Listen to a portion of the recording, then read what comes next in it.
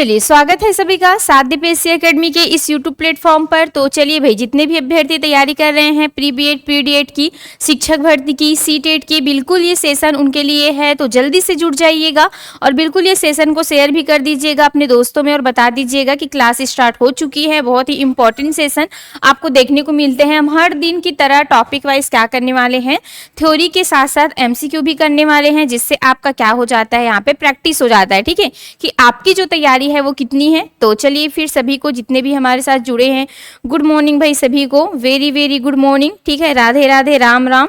हाँ बिल्कुल ऐप में ही होगा, ठीक है। हाँ ऐप में ही आप लोग शेयर कर सकते हैं, बता तो सकते हैं किसी को। ठीक है, चलिए ये जब YouTube में जाएगा उसके लिए था। ठीक, चलिए अटक रहा है, क्लियर नहीं आ रहा है, बताएंगे।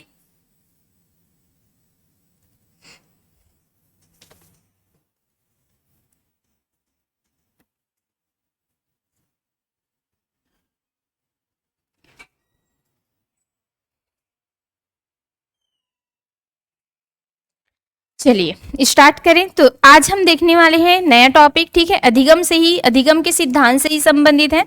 और आज हम पढ़ेंगे गेस्टाल्टवाद। ठीक है, गेस्टाल्टवाद के बारे में पढ़ेंगे। इनसाइड इस थ्योरी पढ़ेंगे। क्या पढ़ेंगे आज? Inside theory. बहुत ही इंपॉर्टेंट है, यहाँ से बहुत क्वेश्चन भी बनते हैं, जिसको बोला जाता है अंतर्दृष्टि का सिद्धांत। ठीक है, क्या बोला जाता है? अंतर्दृष्टि का सिद्धांत भी बोला जाता है। ठीक है, चलिए तो पहले हम थ्योरी पर चर्चा कर लेते हैं थोड़ा, उसके बाद हम देखेंगे कि ये जो सिद्धांत है उसके प्रतिपादनकर्ता कौन है ना, किन्होंने प्रयोग किए हैं, किनको इनके जो है वो क्या बोला जाता है, जनक बोला जाता है। ठीक, तो इनसाइड इस थ्योरी हम देखने वाले, थ्योरी सॉरी, हाँ बिल्कुल कोहलर का सुल्तान के बारे में पढ़ने वाले हैं। ठीक है, चलिए तो देखिए इनसाइड दो स्टोरी है। ठीक, इनसाइड बोलने का मतलब है अंतर्दृष्टि। तो ये देने वाले कौन थे? तो बहुत सारे आएंगे। ठीक है, इनके जो प्रतिपादन करता है ये बहुत सारे आएंगे। या हम इसको बोल सकते हैं गेस्टाल्टवादी। ठीक है, गेस्टाल्टवादी बोलना सीधा है इसको, क्योंकि गेस्टाल्टवादी सिद्धांत के भी नाम से जाना जाता है। बताऊंगी इसका और क्या क्या नाम है। ठीक, तो इनको बहुत लोग देंगे। जैसे यहाँ पे आ जाएंगे कौन सा, मैक्स वर्दीमर। ठीक, उसके बाद आ जाएंगे कोहलर, फिर आ जाएंगे कोफ्फा, उसके बाद आ जाएंगे यहाँ पे कूट लेविन। ठीक है, किनको याद रखना है? कूट लेविन को याद रखना है। ये चारों जो है वो क्या कहलाते हैं, क्या कहलाएंगे? समग्रवादी कहलाते हैं, गेस्टाल्टवादी कहलाते हैं। तो देखो मैम, क्या ये गेस्टाल्टवादी जो है, क्या ये व्यवहारवादी के समान है क्या? कौन बता सकता है? गेस्टाल्टवादी और व्यवहारवादी में क्या अंतर है? क्या अंतर है कि दोनों सेम है? बताओ तो। हमने इससे पहले जस्ट व्यवहारवादी देखा था। ठीक है, कौन कौन है बताओ तो, दो चार मनोवैज्ञानिकों का नाम, व्यवहारवादियों का नाम बताओ। ठीक, जीन प्याजे हैं और थॉर्नडाइक है और ठीक, वासे वॉटसन भी याद रखना है, क्योंकि व्यवहारवादी सबसे पहले तो उन्हीं को माना जाता है। अगर आपके क्वेश्चन में आता है ठीक है कि सबसे पहले व्यवहारवादी किनको माना जाता है, तो वॉटसन ही है सबसे पहले तो। ठीक है, और कौन हो जाएंगे? थॉर्नडाइक हो जाएंगे, स्किनर हो जाएंगे, पॉलन हो जाएंगे। ठीक, और कौन हो जाएंगे? जीन प्याजे हो जाएंगे, जिन्होंने हमारे व्यवहार पर क्या किया था? रिसर्च किया था, एक्सपेरिमेंट किए थे, चाहे वो हमारे हो चाहे वो जीव जंतुओं के हो। क्योंकि देखो हम भी कहीं ना कहीं, हमारे भी जो क्या होते हैं, विचार होते हैं, वो उनसे मिलते जुलते हैं ना, जितने भी जीव जंतु हैं ये सबसे। तो ये जो गेस्टाल्टवादी है ये क्या बोलते हैं, जो व्यवहारवादी है उन्होंने तो अपना एक्सपेरिमेंट कर दिया। ठीक है, उन्होंने जितने भी जीव जंतु है, मनोवैज्ञानिक जितने भी है व्यवहारवादी, उन्होंने जितने भी जीव जंतु है, मनुष्य है, ठीक है, उन पर तो इन्होंने एक्सपेरिमेंट कर दिया। और इन्होंने अलग अलग एक्सपेरिमेंट भी दिया था। कोई बोल रहा है कि हम बच्चों को अभ्यास और त्रुटि के माध्यम से सिखा सकते हैं। कई जो मतलब बच्चे जो है वो हमेशा अभ्यास करके त्रुटि के माध्यम से सीखता है, रट के सीखता है, ऐसे बोल रहे हैं। कौन बोलते हैं रट के सीखने वाले?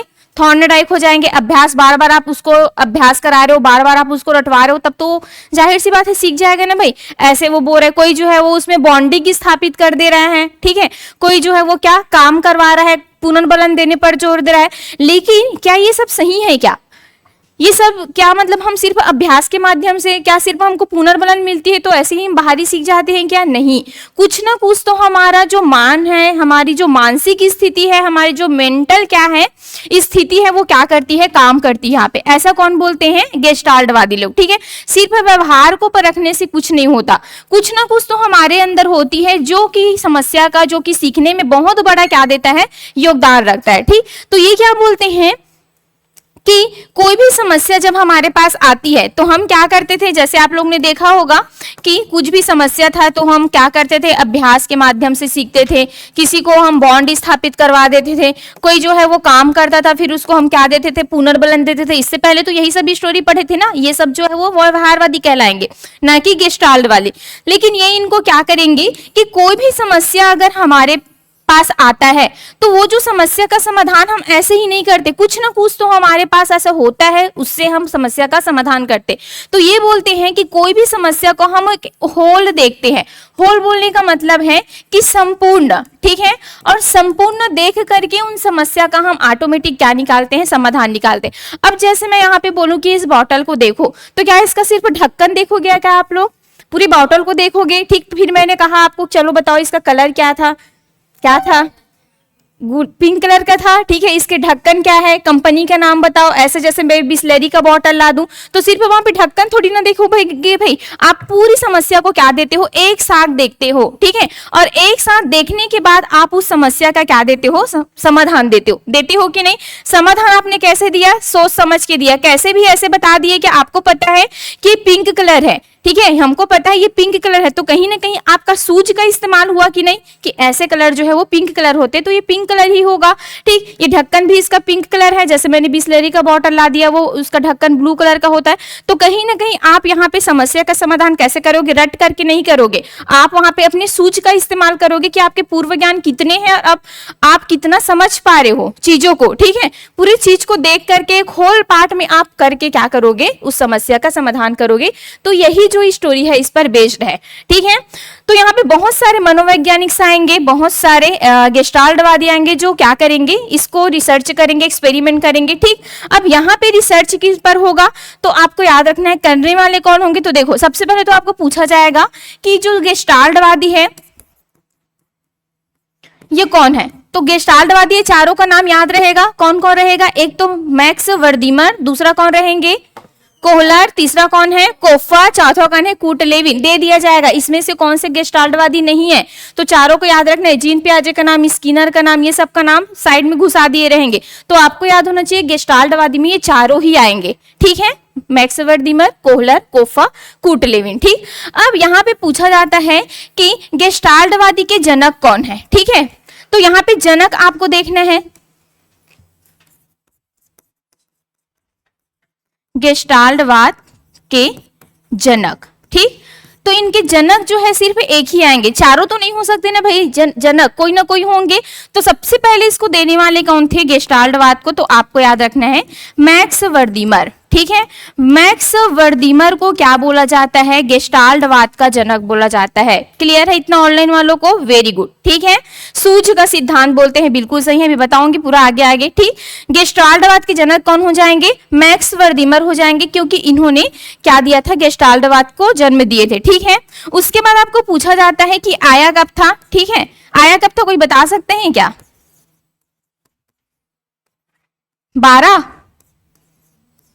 1912 ही है। ठीक है, 16 मत करना, 16 नहीं है, 1912 है वो। ठीक है, ये कब आया था, 1912 में आया था। इनकी एक बुक थी, इनकी एक क्या थी, देखो ये बुक सिर्फ इनकी नहीं थी, मतलब पूरा ये जो जितने भी गेस्टाल्टवादी है ना, ये सब ने लाया था। ठीक है, जिसको हम बोलते हैं कौन सा, गेस्टाल्ट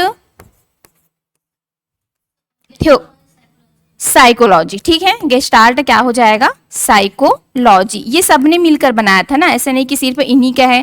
ठीक, अब देखो ये तो गेस्टाल्टवाद के जनक कहलाएंगे, लेकिन जो मेन जो काम किया है, ठीक है, गेस्टाल्टवाद पर मेन जो काम करने वाले थे वो कौन थे, कोहलर थे। सबसे ज्यादा जो प्रचलित है वो कौन है, कोहलर है। ठीक है, देखो आपने हिस्ट्री भी पढ़े होंगे कि कुछ लोग जो है वो काम बहुत कम करते हैं, लेकिन उनका नाम जो है वो एकदम हाई लेवल का रहता है, ठीक है। वैसे ही सेम मैक्स मर्दीवर का था, काम भले ही कम था इनका, लेकिन जनक इनको आने जाते, लेकिन इस पर काम किन्होंने किया था, तो आपको याद रखना है। अगर आपको पूछा जाए कि गेस्टाल्टवाद के प्रतिपादनकर्ता कौन है, सॉरी प्रतिपादनकर्ता बोलती हूँ, प्रयोगकर्ता, ठीक है, तो यहाँ पे कौन आ जाएंगे, प्रयोगकर्ता, ठीक है, तो कौन हो जाएंगे, कोहलर को लेना है, ठीक। उसके बाद जो कौन थे, कूट लेविन थे और कौन थे, कोफ्फा थे, ये इसके कौन थे, तो ये दोनों जो है वो समर्थक थे, क्योंकि चारों को माना जाता है ना, ठीक। अब हम देखते हैं कि कोहलर तो है ना, हाँ, कोहलर ने किस पर प्रयोग किए, क्योंकि इनको हम प्रयोगकर्ता मान रहे हैं, ठीक है, तो क्या प्रयोग किए भाई, ऐसा इन्होंने क्या किया कि व्यवहारवादी को भी इन्होंने पीछे छोड़ दिया, ठीक है। तो चलिए देख लेते हैं, नोट कर रहे हो, अभी और बहुत सारी चीजें हैं नोट करने का। तो सबसे पहले हम इसका प्रयोग देखते हैं, उसके बाद इसको नाम को देखेंगे, ठीक है, और क्या क्या नाम से जाने जाते हैं। तो डेट को याद रख लो, 1912 में आया था। गेस्टाल्टवादी कौन कौन है, तो चारों को आपको याद रख लेना है, किनको, मैक्स वर्दीमर को, कोहलर को, कोफ्फा को, कूट लेविन को। इनकी बुक आई थी गेस्टाल्ट साइकोलॉजी, ठीक है, जो कि पूरा गेस्टाल्टवादी के जितने भी क्या थे प्रयोग है, ये सब उनमें एक बुक में लिखा गया था, ठीक। प्रयोगकर्ता जो है वो कोहलर रहेंगे। अब ये क्या प्रयोग करेंगे, इसको हम थोड़ा सा देखते हैं, ठीक है।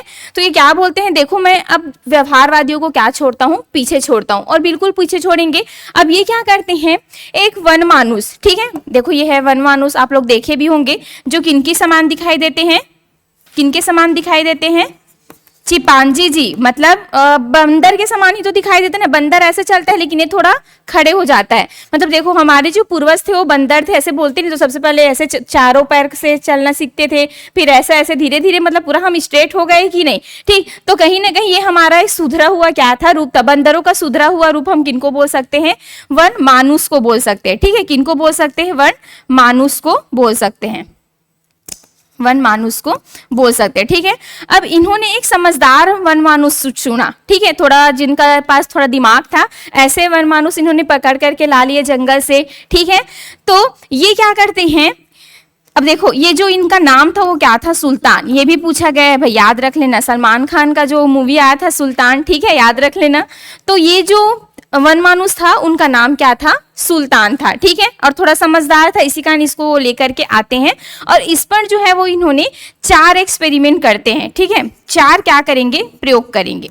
कितने प्रयोग करेंगे, 4 अलग अलग प्रकार के क्या करते हैं, प्रयोग करते हैं, उनको देखने के लिए कि इसमें कितना दिमाग है, ठीक है, ये अपने दिमाग का प्रयोग कर पाता है कि नहीं, क्योंकि अभी तक तो हम अभ्यास रट कर ये अनुबंधन के माध्यम से सीखते थे, लेकिन देखना मैं अब दिमाग निकाल रहा हूँ आदमियों में या जो भी जानवर है उनमें, क्योंकि वो जो भी काम करता है अपने दिमाग के माध्यम से करता है, अपने सूझ के माध्यम से करता है, अंतर्दृष्टि के माध्यम से करता है, ये ऐसे बोलेंगे।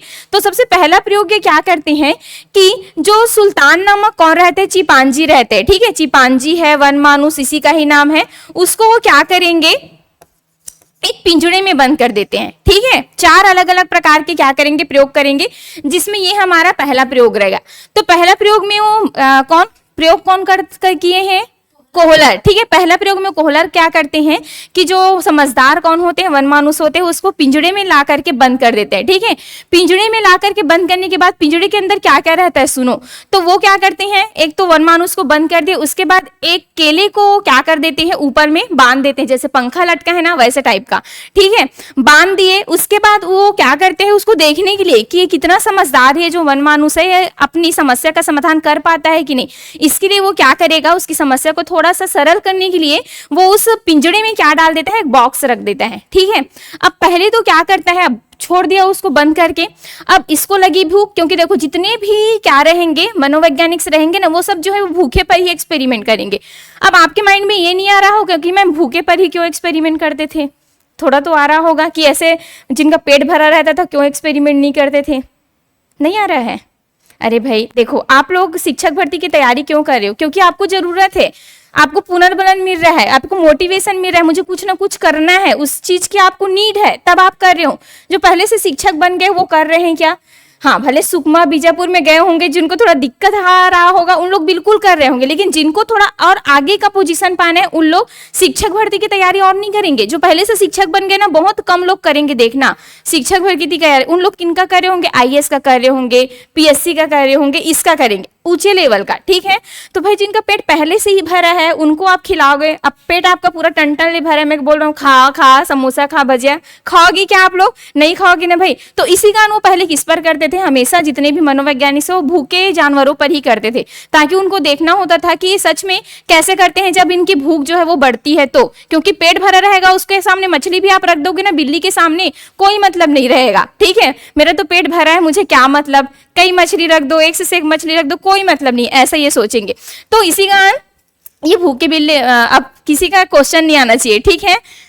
हाँ बिल्कुल, भूख लगेगी तो ज्यादा कोशिश करोगे, लेकिन भूख अगर कम है तो बिल्कुल कोशिश, आप लोग पेट भरा है तो कोशिश करोगे ही नहीं, ये होता है, ठीक। तो इन्होंने क्या किया कि बंदर को सॉरी वन उसको किस में बंद कर दिया, ठीक, और बक्सा रख दिया अंदर। अब क्या किया, अब पहले तो क्या करा, मैं क्या करूं, अब उसको भूख लग रहा है, केला है ऊपर में, कैसे निकालूं, सोच रहा है वो, क्योंकि आप लोग देखते हो ना कि वन वालों से हमेशा सोचते रहते क्या करूं।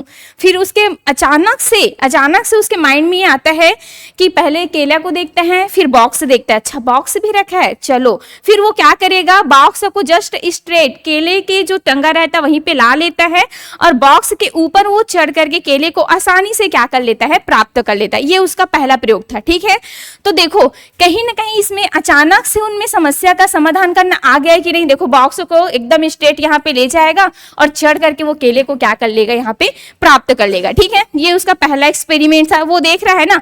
दूसरा ये यहीं तक नहीं रहता ना कोहलर, फिर दूसरा प्रयोग करेगा। अब क्या करता है, अब तो केले को और एकदम ऊपर में टांग दिया रहता है, ठीक, ले अमर अब कैसे अमर बेटे, ठीक है। अब ऊपर में टांग दी, अब ऊपर में टांगने के बाद वो क्या करता है, चलो अब 2 बॉक्स रख देता हूं यार बेचारे के ऊपर, थोड़ा दया करके, ठीक। अब उन्होंने क्या कर दिया, 2 बॉक्स रख दिया। पहले में कितना बॉक्स था, 1 बॉक्स था। स्टोरी को ध्यान से सुनना है, क्योंकि स्टोरी से ही आपके कॉन्सेप्ट क्लियर होंगे और वही से ही आप क्या कर सकते हो, क्वेश्चन को इजीली से सॉल्व कर सकते हो, ठीक है। दूसरे प्रयोग में उन्होंने क्या किया, ये दूसरा प्रयोग था। अब यहाँ पे फिर से उन्होंने वही पिंजरे में बंद किया। अब वहां पे केले को और ज्यादा ऊपर लटका दिया और वहां पे 1 बॉक्स की जगह और दूसरा बॉक्स क्या कर दिया, रख दिया, मतलब 2 बॉक्स रख दिए।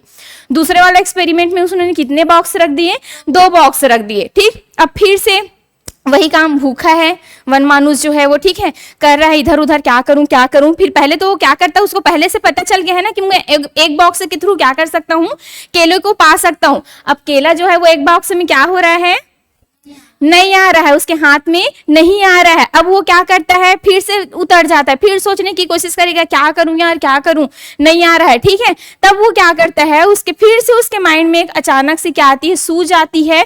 क्या सूझ आती है, फिर से एक समाधान आएगा कि क्यों ना अगर मैं बॉक्स को एक के ऊपर एक रख दूं तो बिल्कुल मैं इजी तरीके से केले को पा सकता हूं।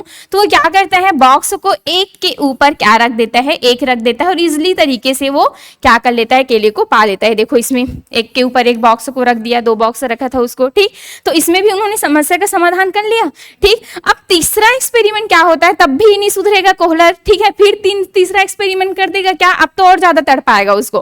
कैसे तड़पाएगा, फिर से उस बॉक्स में उसको बंद कर दिया, ठीक है, जो जाली के टाइम रहता है जी, ठीक है, उसको क्या बोलते हैं, जैसे शेर भालू लोग रहते नहीं वैसे वाला कुछ बॉक्स रहता है, ठीक है। पिंजरा थोड़ा छोटा हो जाता है ना, हाँ पिंजरा ही बोल सकते हैं, चलिए।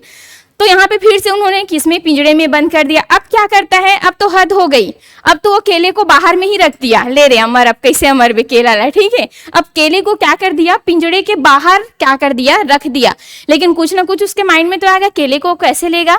तो वो क्या करता है, ऐसा दूर रखा है कि वो एक हाथ से तो केले को क्या नहीं कर पाएगा, पा ही नहीं सकता, ठीक। तो वो क्या करता है, एक छड़ी रख देता है, उसके जो बॉक्स है उसके अंदर एक क्या रख देगा, छड़ी रख देगा, ठीक है। और छड़ी रखने के बाद वो देखता है, वो क्या करता है चिंपांजी। अब देखो जैसे उन्होंने क्या रखा, छड़ी रखा उसके बॉक्स में, और केला जो है वो सबसे पहले तो चिंपांजी क्या करेगा, फिर केले को हाथ से ऐसे, ठीक है, करने की कोशिश करेगा कि आ जा केला, नहीं आ रहा है क्योंकि केला जो है वो थोड़ा सा क्या रखा हुआ है, दूर रखा हुआ है, ठीक है। अब क्या करेगा, फिर से सोच रहा है क्या करूं। अचानक से फिर से उनके समस्या का समाधान इन्होंने कर लिया कि अरे यार मेरे पास तो छड़ी है, ठीक है, क्यों ना मैं छड़ी के माध्यम से केले को कैसे करूं, ला लूं। तो बिल्कुल वो छड़ी के माध्यम से केले को फिर से क्या कर लेगा, ठीक है, खींच लेगा, पा लिया। ठीक है, देखो यहाँ पे देख पा रहे हो कि ये छड़ी पकड़ा है और छड़ी के माध्यम से केले को फिर से पा लिया। ये कौन सा एक्सपेरिमेंट है? तीसरा। अब फिर से ये एक्सपेरिमेंट करेगा इस चीज पर कि तीसरे टाइम में क्या करेगा, केले को फिर से इतना दूर रख देगा, ठीक है, कि उसके अब एक छड़ी में तो आएगा ही नहीं, और वो क्या कर देता है, 2 छड़ी ला के रख देता है। कितनी छड़ी ला करके रख देता है? 2 छड़ी ला करके रख देता है। अब क्या करता है, और वो छड़ी भी कैसा रहता है, जुड़ने वाला रहता है ना, कि अगर बीच से आप ऐसे चिपकाओगे ना तो वो चिपक जाता है, वैसी टाइप का छड़ी रखा था ना। देखना था उसका दिमाग कितना काम करता है। ठीक, अब इसमें इन्होंने क्या किया, फिर से देखो केले तक पहुंचने के लिए छड़ी प्रयोग संबंधित अनुभव, ठीक है, तो उन्होंने क्या किया कि 2 छड़ी उसके पास में रख दिया, और पहले तो उन्होंने देखा कि एक छड़ी से केला नहीं आ रहा है, हाथ तक नहीं आ रहा है। फिर क्या करता है, वो देखता है क्या करूं यार, क्या करूं, नहीं आ रहा है, बहुत कोशिश किया, नहीं चाहा। फिर दूसरे में क्या करता है कि उसको पता चलता है कि अरे यार ये तो जुड़ रहा है। ठीक है, पहले तो जोड़ के देखता है, ऐसे ऐसे नहीं जुड़ा, लेकिन कोशिश करता है तो बिल्कुल वो छड़ी जो है वो जुड़ जाती है। जुड़ने के बाद छड़ी कैसे हो गई, थोड़ी लंबी हो गई। अब लंबी हो गई मतलब इसको केले को पाने में इजिली हो गया, मतलब आसानी से वो केलों को क्या कर लिया, पा लिया। अब बताओ इस स्टोरी को समझ करके क्या आप समझ पा रहे हो, क्या समझ आया स्टोरी समझ के? 4 प्रयोग किए थे कोहलर ने, ठीक है, चारों को एकदम सीक्वेंस में आगे रखना। सबसे पहले इन्होंने क्या दिए थे, तो सबसे पहले बॉक्स में बंद करके केले को ऊपर लटका दिया था और सिर्फ एक ही बॉक्स दिया था। दूसरे में क्या किया था, केले को और ऊपर लटका करके 2 बॉक्स रखे थे। फिर तीसरे एक्सपेरिमेंट इन्होंने क्या किया था, केले को बॉक्स के बाहर रख दिया और सिर्फ एक ही उसको छड़ी दिया था। और उसके बाद चौथे में उन्होंने क्या किया था कि बॉक्स मतलब यहाँ पे 2 क्या दिए थे, छड़ी दिए थे, ठीक, और केले को और एकदम ज्यादा दूर रख दिया था। अब यहाँ पे आप लोग क्या समझ रहे हो? अच्छा ये बताओ, यहाँ पे कहीं भी अभ्यास करने संबंधी आपको कुछ दिख रहा है क्या, कि ये बार बार किसी चीज को कर रहा है क्या, अभ्यास कर रहा है क्या? जैसे बिल्ली जो है वो बार बार कर रही थी, उसके बाद अचानक से उनका लीवर दब जाता है, अभ्यास करने के बाद फिर वो अपनी जो भी चीज है उसको पा जाती है। ठीक है, यहाँ पे ऐसा कुछ कर रहे हैं क्या, बताओ? नहीं कर रहे हैं ना भाई। यहाँ पे देखो, आप लोग देख रहे होंगे कि वो अपनी सूझ से, अपने समझदारी से क्या कर रहा है, वो समस्या का समाधान कर रहा है। देखो ना, अगर इसके जगह हम कोई बिल्ली विल्ली को ला देते ना तो उतना उनमें समझदारी नहीं होता। इसी कारण वो कोहलर ने क्या किया, एक समझदार, जो देखो दुनिया में आप लोग देखोगे ना, जो भी जानवर है उसमें सबसे ज्यादा जानवर समझदार, हमारे पास जो समझदार जानवर है ना, इसी को बोला जाता है। आप लोग को भी पता होगा इतना तो, ये जीएस में भी कभी कभी देखने को मिलता है। ठीक है, कि मनुष्य के बाद सबसे ज्यादा समझदार जो क्या है, जानवर है, वो कौन है, तो वन मानुष को ही बोला जाता है। कि कहीं ना कहीं ये हमारे मतलब बंदरों का सुधरा रूप है, हमारे ही तरह है, इनकी जो बहुत सारी प्रवृत्ति है वो। ठीक है, सबसे ज्यादा समझदार यही होते, तो इन पर ही किया इन्होंने कि ये अपना सूझ का इस्तेमाल जो है वो कैसे करते हैं। क्योंकि इन्होंने देखा कि अन्य जो क्या है जानवर है, वो सिर्फ अभ्यास के माध्यम से क्रिया को कर सकते हैं, अनुबंधन के माध्यम से क्रिया को कर सकते, लेकिन समझदारी के माध्यम से नहीं कर सकते। समझदारी के माध्यम से मैं ऐसे जीव को पकड़ूंगा जिनमें कुछ ना कुछ क्या रहेगी, समझदारी रहेगी। तो इसी कारण ये इसी को पकड़ेंगे, ठीक है, समझदार। और यही देखते हैं कि यहाँ पे अभ्यास के माध्यम से, अनुबंधन के माध्यम से, ये सब के माध्यम से हम समस्या का समाधान कभी भी नहीं करते, बल्कि हम हमेशा अपनी जो अंतर्दृष्टि होती है, अपनी जो अंतर्दृष्टि होती है, इसके माध्यम से, अपनी जो सूझ होती है, अपनी जो समझदारी होती है, उसके माध्यम से हम समस्या का क्या करते हैं, समाधान करते हैं। ठीक है, आप यहीं पे एक ऐसे लड़के को रख दो जो एकदम मंदबुद्धि है, मंदबुद्धि बालक है, जिसको कुछ भी नहीं आता, कुछ भी, मतलब मैं बोलूं कि उसकी जो आईक्यू है वो 50 से कितना है, कम है, और 50 से कम है उसको हम क्या बोलते हैं, जड़ बुद्धि का बालक बोलते हैं। क्या जड़ बुद्धि मतलब उसको खाना वाना भी आप ही खिलाओगे, ठीक है, जिनकी जो आईक्यू है वो 25 रहती है, एकदम जड़ बुद्धि बोलते हैं, खाना वाना उनको कुछ भी नहीं आता, कपड़े भी पहनने का उसको हौस नहीं रहेगा। अब ऐसे बालकों के पास आप ऐसे एक्सपेरिमेंट करोगे तो अपनी सूझ का इस्तेमाल वो कर पाएगा क्या, नहीं कर पाएगा, क्योंकि उसकी बुद्धि ही नहीं है, उसको पता ही नहीं है ना भाई, क्योंकि बहुत ही मन बुद्धि के बालक है। लेकिन कुछ जो समझदार बच्चे रहेंगे, ठीक है, जो एकदम दिमाग वाले रहेंगे, उन पे आप करोगे तो हमेशा वो अपने सूझ का क्या करेगा, इस्तेमाल करेगा। जैसे आप लोग देखे होंगे कि अभी कुछ दिन पहले नर्मदा नदी है कि किसमें है, वो आया था, कुछ जो है वो डूब के अपनी जान गंवा दिए, नर्मदा नदी है ना, ठीक है, वहां पे आप लोग देखे होंगे कि सबके सब क्यों वहां पे अपनी जान नहीं गंवा पाए, क्योंकि कुछ ना कुछ लोगों ने अपने सूझ का इस्तेमाल किया होगा, पहले से उनके पास कुछ ना कुछ सूझ रहा होगा कि मैं क्या होते हैं, वो बेल्ट रहता है ना, ठीक है, उसको मैं पहन लेता हूँ। किसी को तैरने आ रहा होगा तो अपने तैरने वाले सूझ का इस्तेमाल किया होगा कि मैं तो तैर के निकल सकता हूँ, बहुत टाइम तक बच सकता हूँ। वो कम से कम बचाने वाले जो आए हैं टीम, उसके उसके आते तक तो मैं तैर के जीवित रह सकता हूँ, है ना, लेकिन जिनको तैरने नहीं आया, जिन्होंने अपना सूझ का इस्तेमाल नहीं कर पाया, वो अपने जान से हाथ धो बैठे हैं ना। तो यही है ना भाई, देखो उतना समय समस्या आता है ना, कोई भी दिमाग काम नहीं करता, आप लोग खुद देखा करो, कुछ दिमाग काम नहीं करता, क्या करूं क्या करूं, अचानक से घर में आग लग गया, बताओ तो क्या करोगे। पानी को जैसे ही आप छिड़कोगे तो और वो आग जो है वो क्या हो जाता है, भभक जाता है, ऐसा होता है कि नहीं।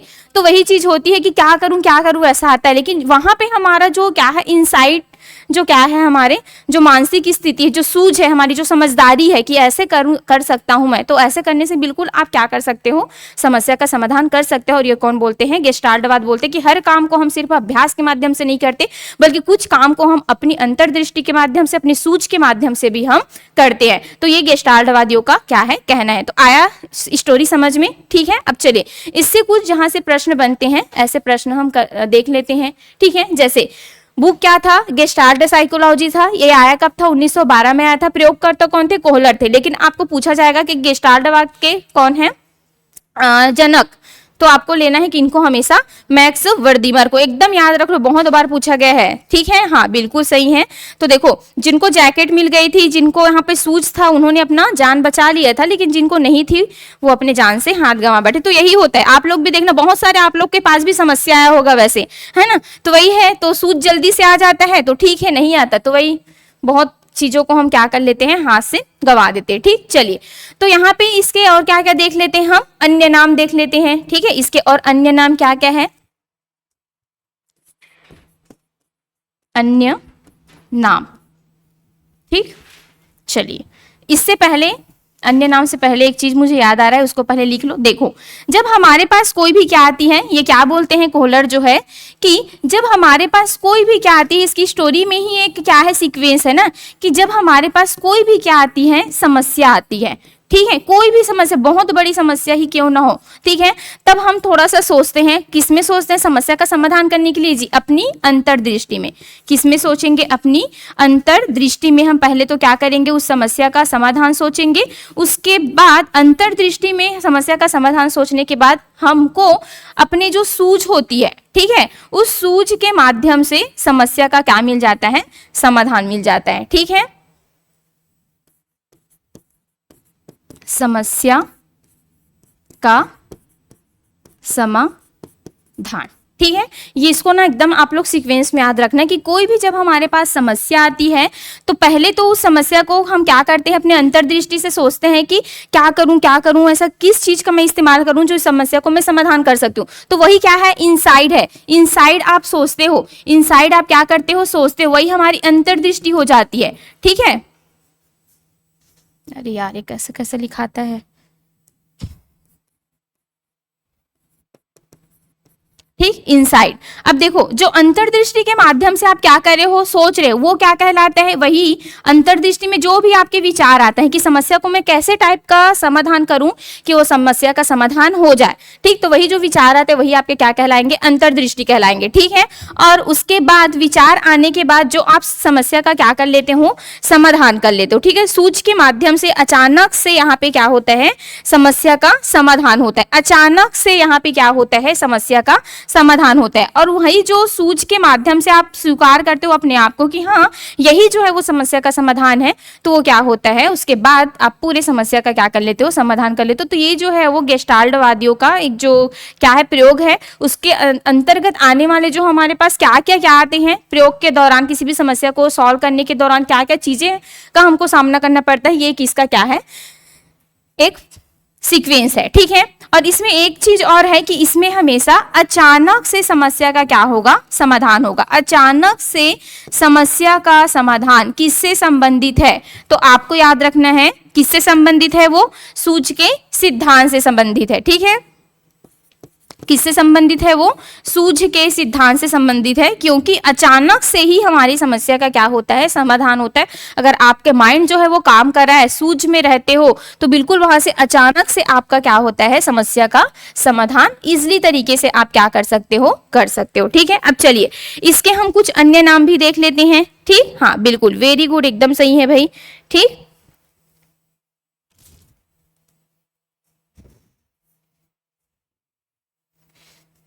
चलिए देखिए, हो गया, फिर इतना यहीं से आएगा और कुछ नहीं है इसमें ज्यादा, अन्य नाम, अन्य नाम। ठीक, अन्य नाम क्या क्या है देख लेते हैं। तो देखो सबसे पहले तो इनको हम क्या बोलते हैं, इनसाइड स्टोरी। ठीक है, स्टोरी ही बोल डालती हूँ यहाँ, थ्योरी। ठीक है, क्या बोलते हैं, इनसाइड थ्योरी। और इसी को अगर मैं हिंदी में बोल दूं तो क्या बोलेंगे, अंतर्दृष्टि का सिद्धांत, दृष्टि का सिद्धांत। ठीक, सबसे पहले तो यही नाम आ गया। और इसी को क्या बोल सकते हैं, समस्या का समाधान हमने कैसे निकाला, सूझ के माध्यम से, अपने समझदारी के माध्यम से। तो इसी को हम क्या बोलेंगे, सूझ का सिद्धांत भी बोलेंगे। सूझ मतलब समझते हो ना, समझदारी। ठीक है, कि हमारे पास जो भी समझदारी है, जो भी हमारे सूझ है, उसी के माध्यम से हमने क्या किया, समस्या का समाधान निकाला। तो सूझ का सिद्धांत भी बोलते हैं इसको। ठीक है, अब मैंने क्या कहा कि कोई भी समस्या को आप पूरे होल देखते हो, पूरे संपूर्ण देखते हो। ठीक है, तो हम इसको क्या बोलेंगे, संपूर्णवाद का सिद्धांत भी बोलेंगे। क्या बोलेंगे, संपूर्णवाद का सिद्धांत। एक बार पूछा गया था कौन से सिद्धांत का नाम है, तो आपको याद रखना है कि इनका है वो सूझ के सिद्धांत को ही हम संपूर्णवाद का क्या बोलते हैं, सिद्धांत बोलते हैं। ठीक है भाई, चलिए इसी को हम क्या बोल सकते हैं, होल थ्योरी भी बोल सकते हैं, होल थ्योरी। ठीक, उसके बाद आपको देखना है संपूर्णवाद को ही हम समग्रवाद भी बोल सकते हैं। क्या क्या बोलते हैं, समग्रवाद। ठीक है, ये जो समग्रवाद है, ठीक, ये जो है वो आपके कौन से शब्द हैं, देखो कोई बता सकता है क्या, जो कौन है गेस्टाल्टवादी है, वो कहाँ के रहने वाले थे, कोई बता सकता है, चलिए बताइए ऑनलाइन वाले। हाँ मुझे पता है आप लोग ने पढ़ लिया है इसको। ठीक है, मस्त रिवाइज हो रहा है, सब खुश है। हाँ ठीक, बताइए कहाँ के। देखो इन्होंने प्रयोग जो है वो अमेरिका में किए थे। ठीक है, लेकिन ये रहने वाले कहाँ के थे, जर्मन के थे। ठीक है, ये कौन थे, जर्मनी मनोवैज्ञानिक थे। तो समग्रवाद भी जर्मन शब्द है, समग्रवाद भी कौन सा शब्द है, एक जर्मन शब्द है। नहीं पूछे जाएंगे आपको कौन सा शब्द है करके, फिर भी आपको याद रखना है कि अभी तक हम मनोवैज्ञानिक का नाम देख रहे हैं, तो इनका भी देख लेते हैं ना भाई, बेचारे ने क्या गलती किया है। ठीक है, चलिए ये कहाँ के थे, जर्मनी के। हाँ हाँ, आप नहीं देखे हो क्या, हाँ चलो मैं ला दूंगी एक बार। ठीक है, लेकिन प्रयोग उन्होंने कहाँ पे किए थे, तो आपको याद रखना है प्रयोग जो है इन्होंने अमेरिका में जा करके किए थे। ठीक है,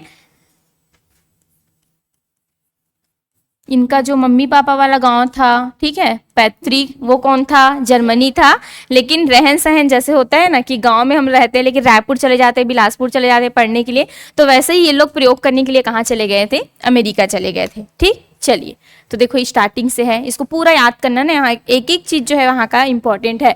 इसको हम क्या बोलेंगे, अंतर्दृष्टि का सिद्धांत बोलेंगे। ठीक, गेस्टाल्टवाद भी इसको बोलते हैं, गेस्टाल्टवाद का सिद्धांत भी हम बोलते हैं। तो देखो गेस्टाल्टवाद जो है वो किनको माना जाता है, तो सिर्फ 4 ही लोगों को याद रखना है, मैक्स वर्दीमर को, कोहलर को, कोफ्फा को, और कौन हो जाएंगे, कूट लेविन हो जाएंगे। ठीक है, रहने के तो ये जर्मनी के थे, लेकिन प्रयोग इन्होंने ये सब जो है प्रयोग कहाँ पे किए थे, अमेरिका में किए थे।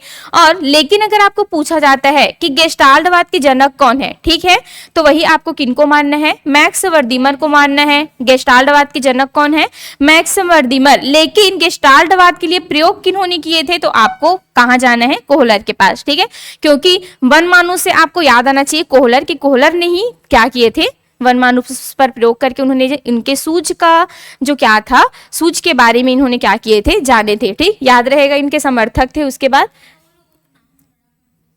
कूट लेविन और कोफ्फा का, अच्छा कोहलर और, अरे भाई कोहलबर्ग अलग है, वो नैतिक विकास देने वाले थे। देखो कोहलबर्ग, कोहलबर्ग। ठीक है, कहा ये देखो ये तो अलग है, कैसे आप लोग कंफ्यूज हो रहे हैं। हाँ पहले ना मुझे भी होता था, सही बात है, कोहलबर्ग। ठीक है, ये हो जाएंगे नैतिक विकास देने वाले। ठीक, ये भाई साहब ने क्या दिया था, नैतिक विकास दिया था। ठीक है, तो देखो ये मेरी गलती नहीं है भाई, ऐसे दिखा रहा है। ठीक, और मैं नहीं मिटाऊंगी। उसके बाद आपको याद रखना है कोहलर, कोहलर। देखो इसमें कोहलबर्ग आया है और इसमें क्या है, लर आया, कोहलर। कोहलर से आपको याद रखना है कौन सा, वन मानुष। वन मानुष पर इन्होंने क्या किए थे, तो वन मानुष पर इन्होंने अपना एक्सपेरिमेंट किए थे। ठीक है, तो दोनों ही ऐसे वहां पे बीच में लिख लिया रहना आपको, जिनको भी कंफ्यूजन होता है ना जस्ट कोहलर के बगल में लिख लिया। लेकिन कोहलबर्ग कौन है? कोहलबर्ग अलग मनोवैज्ञानिक है और कोहलबर्ग ने नैतिक विकास का सिद्धांत दिया था करके लिख लो। जिनको कंफ्यूजन होता है ना बिल्कुल लिखा करो इसको, कोई डाउट नहीं है इसमें। ठीक है, जहां पे लगता है ना एकदम सेम सेम लग रहा है तो बिल्कुल उसके साइड में आप लोग लिखा करो। हाँ, कोई कुछ बोला क्या? आप एक ही समझ रहे थे? हे भगवान, ऐसे तो पूरा नैतिक विकास के सिद्धांत किन्होंने दिए था बोलेंगे कोहलर को डाल के आ जाओगे। ठीक है, चिंपांजी पर प्रयोग किन्होंने किया था बोलेंगे तो किनको डाल के? कोहलबर्ग को डाल के आ जाओगे। ऐसे नहीं करना है रे बाबा, लिखो इसको, तुरंत लिखो कॉपी बगल में, इसी वाले टॉपिक में लिखो इसको कि कोहलबर्ग अलग है, कोहलबर्ग ने नैतिक विकास का सिद्धांत दिया था। भाई आप लोग नहीं देखे हो, नैतिक विकास को 3 स्तर में इन्होंने बांटा था और 3 स्तर को 6 स्टेज इन्होंने दिया था। ठीक है, इसके बारे में मैंने करवाया भी था आपको, फिर से जब हमारा पूरा कंप्लीट हो जाएगा ना फिर से मैं करवाऊंगी। ठीक है, इससे भी पूरा कूट वाले क्वेश्चन लाए थे कौन कौन हो जाएंगे करके, जिसमें आप लोग साधनात्मक करके उसी दिन बताई हूँ। अदला बदली वाला भावना था, दंड एवं पुरस्कार के माध्यम से हम काम करवाते थे बच्चों को, उनके नैतिक विकास को देखते थे। मतलब हम में जो है वो नैतिक विकास कैसे कैसे विकसित होता है इसके बारे में इन्होंने बताए थे। ठीक है, तो इसको एकदम अच्छे से देखो भाई, आप लोग ऐसे मत कर देना। ठीक है, हाँ सबको होता है। स्टार्टिंग में मैं भी कोहलबर्ग कोहलर को एक ही मानती थी, लेकिन जैसे जैसे ना आप पढ़ते जाते हो ना, जैसे जैसे रिवाइज होता जाता है, आप देखते हो ना इनकी थ्योरी अलग है, इनकी थ्योरी अलग है, तो वहां पे समझ में आ जाता है। तो अच्छे से वहां पे जिनको भी कंफ्यूजन होता है यही पे टॉपिक में बगल में छाप लिए रहो कि कोहलबर्ग नैतिक विकास, जो कोहलर है वो वनमानुष पर इन्होंने क्या किए थे, प्रयोग किए थे। इनको हम क्या बोलते हैं? तो इनको हम प्रयोगकर्ता बोलते हैं। गेस्टाल्टवाद के प्रयोगकर्ता कौन हो जाएंगे? कोहलर। ठीक है, गेस्टाल्टवाद के प्रयोगकर्ता कौन हो जाएंगे? गेस्टाल्टवाद के प्रयोगकर्ता कौन हो जाएंगे? कोहलर।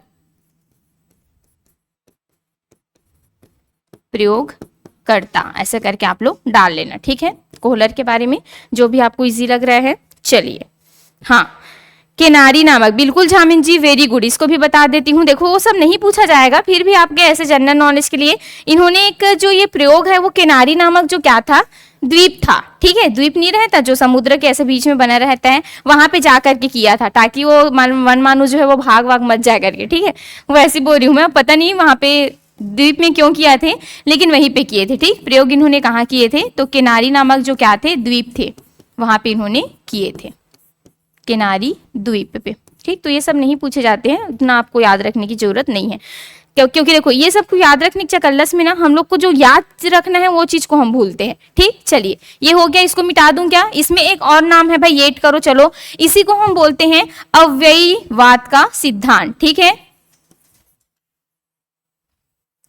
अव्ययी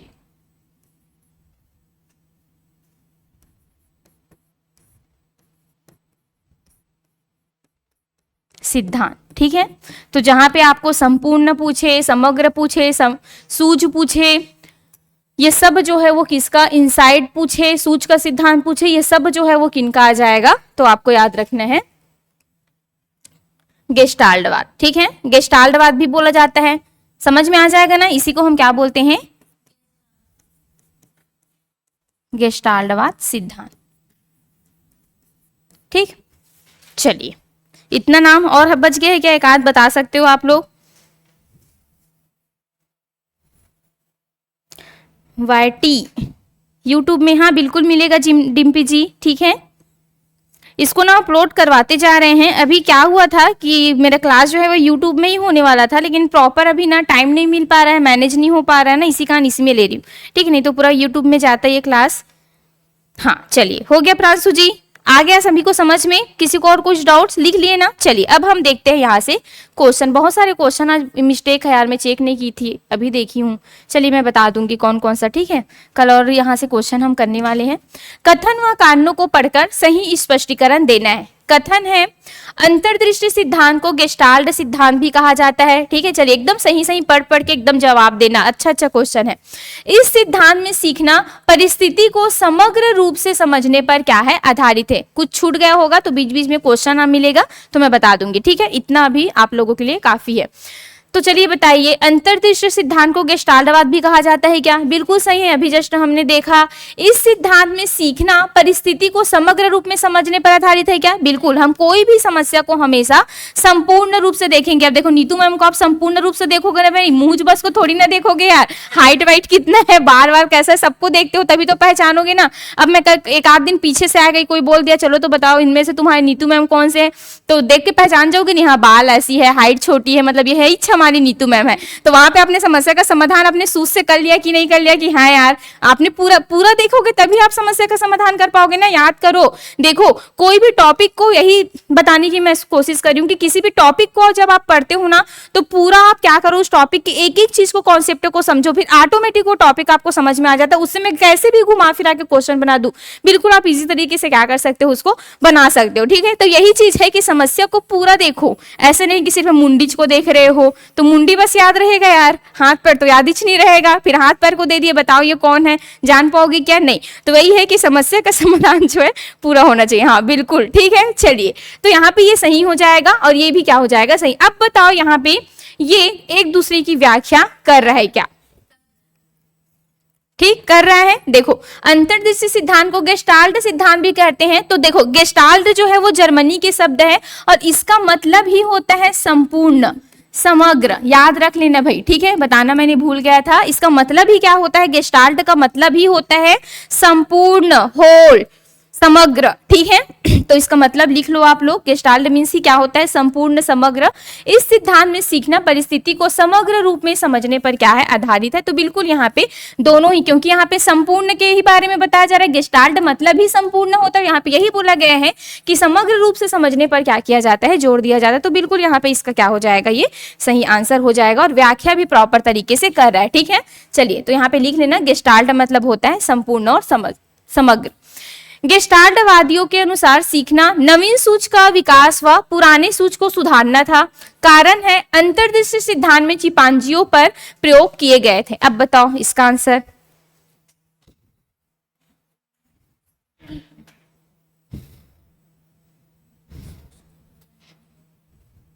मैं गोलू मोलू लगती हूँ आप लोगों को? कुछ भी, अरे यार कौन सी एंगल से गोलू मोलू लगती हूँ? हम लोग आपको देख के पहचान लेंगे मैम गोलू मोलू लगती हो कहा थे। अरे यार कुछ भी ना।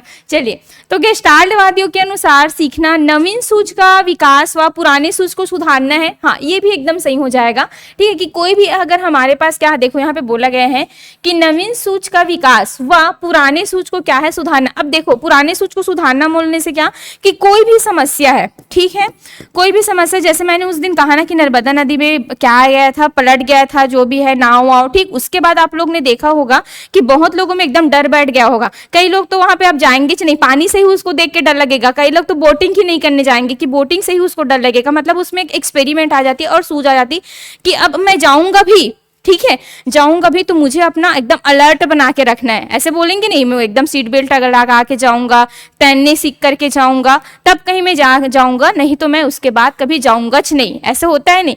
तो वही है कि पहले तो एक तो सूझ के माध्यम से हम क्या करते हैं, नए सूझ के माध्यम से हम समस्या का समाधान कर लेते हैं।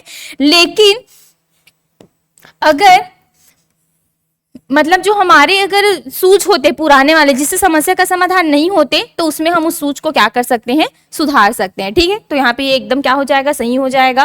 कारण है अंतर्दृष्टि सिद्धांत में चिंपांजियों पर प्रयोग किए गए थे। अब बताओ सही है कि नहीं है?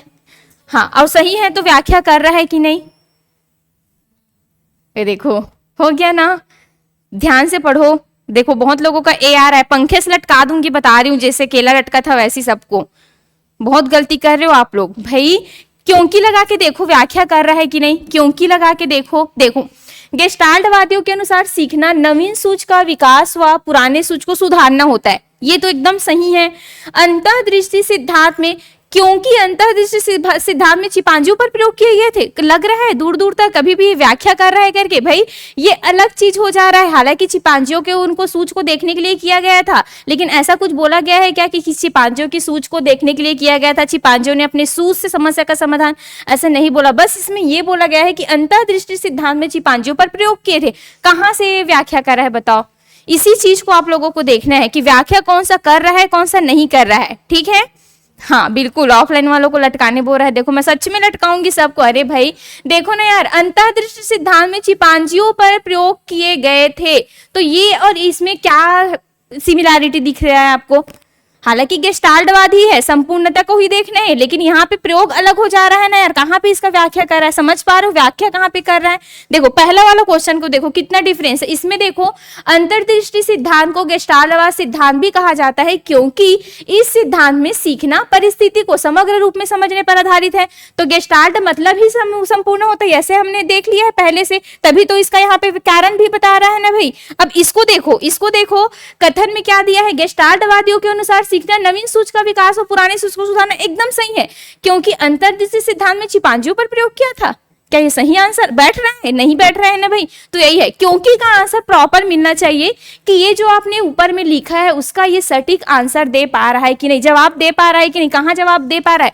यहाँ पे नवीन सूच बोला गया और यहाँ पे तो चिंपांजियों पर प्रयोग करने वाली बात आ रही है। तो दोनों ही सही है, लेकिन ये यहाँ पे व्याख्या नहीं कर रहा है, ये यहाँ पे व्याख्या नहीं कर रहा है। तो देखो व्याख्या नहीं कर रहा है किसमें है? बी में है, तो बी सही आएगा। देखो ऐसे क्वेश्चन भी इसी कारण डालती हूं मैं, ताकि सबको व्याख्या कर रहा है करके ऐसे को भी आप लोग डाल के आ जाओगे। ठीक है, तो वहां पे देखना है यार, चेक करना है। ठीक है, व्याख्या कर रहा है कि नहीं कर रहा है प्रॉपर तरीके से करके। ठीक, हाँ चलिए, देखो ऑनलाइन वालों को सब पता रहता है, वेरी गुड भाई। देखते हैं नेक्स्ट।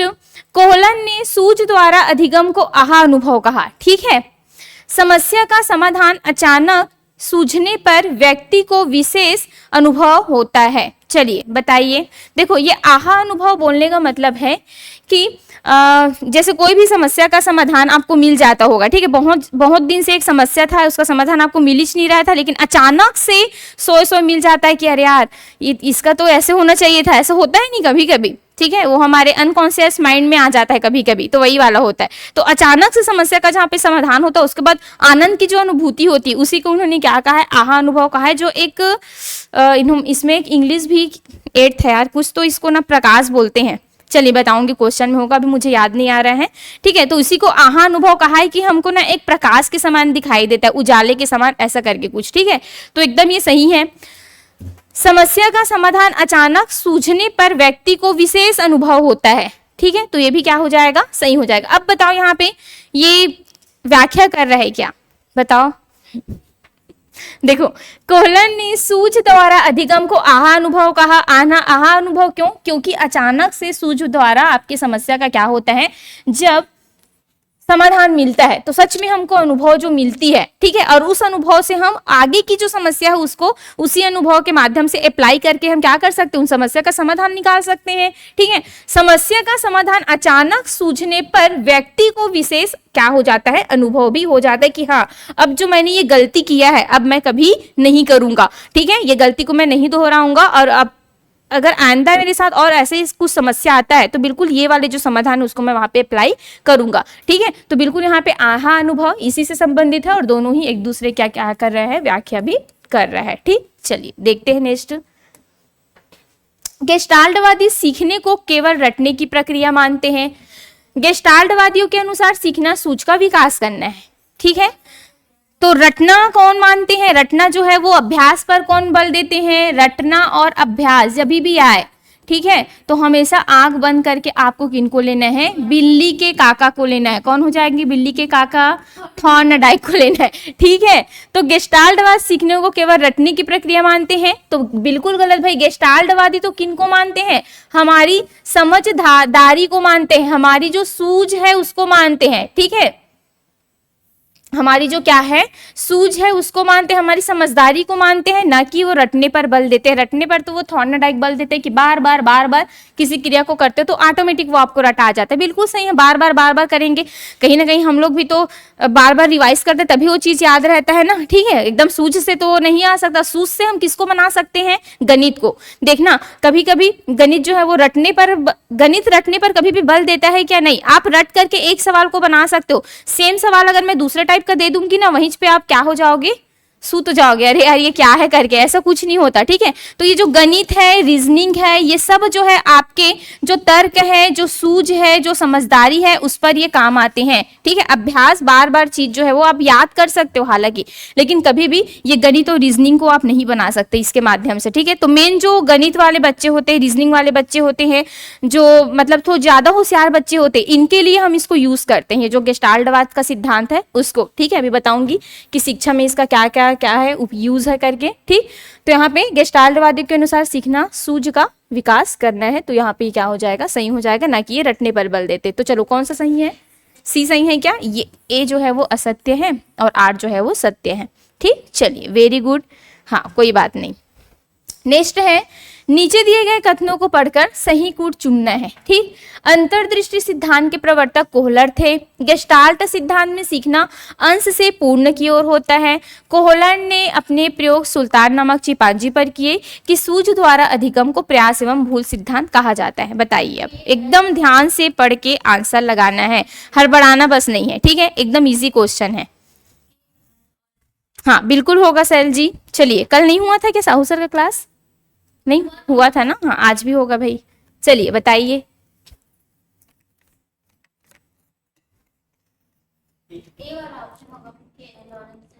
हम्म,